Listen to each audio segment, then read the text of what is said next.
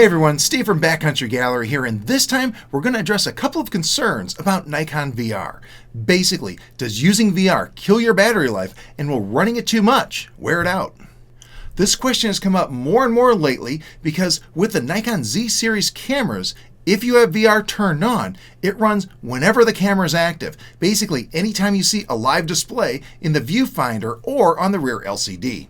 I think the idea is that you benefit from a steadier viewfinder experience, and it's likely that subject detection has an easier time staying on target with a steady viewfinder. Or, it's just easier for Nikon to implement it this way. However, running VR all the time brings up concerns that using VR may drain your battery at a greatly accelerated rate, as well as concerns about excessive wear on the VR system. But are either of those really the case? Before we answer these questions, remember, if you enjoy this type of content and want to see more, make sure you like and subscribe. Anyhow, I decided it wouldn't be all that tough to test what VR does to battery life, so that's what I did. Hit the pause button to read this slide that has my full methodology if you want. The rest of us are going to move on to the results. So I started with some tests using the Z9, Z7 II, and the 600 f4TC. I started by getting a baseline for both cameras with VR off and just letting them run until they died. After recharging the batteries and doing the exact same test, this time with VR turned on, I saw the times drop as shown. It worked out to about a 5% reduction in runtime with VR turned on.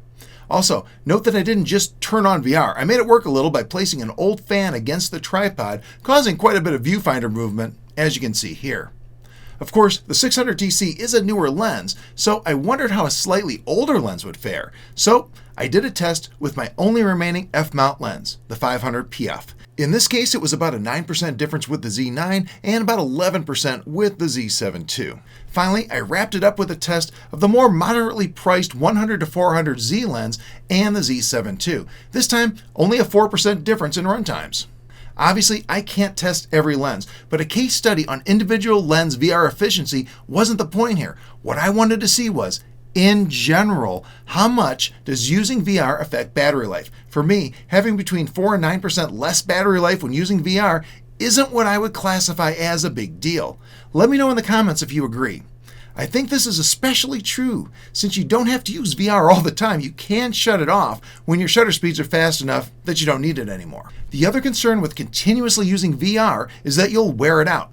Anecdotally, this has not been an issue for me. I've shot hundreds of thousands of photos while using VR and have yet to wear a VR unit out.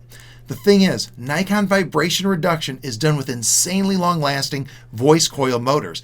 As you can guess by the name, this is the same kind of technology used in speakers to move the cone and produce sound. So, wearing out your VR system should warrant about the same level of concern as wearing out your car speakers when you turn on the radio. So, in my opinion, there's really no worries if VR is on all the time. It doesn't take what I would consider a serious toll on battery life, and you're not likely to wear it out anytime soon. If you want more info on VR, comment below and let me know what you'd like me to cover. If I get enough interest, I'll be glad to do another video all about it. Also, if you're interested in taking your photography to the next level, make sure you check out my educational materials. I have tons of books and video workshops that are overflowing with time-tested advice you can put to work the very next time you're in the field. Thanks so much for watching, and have a great day.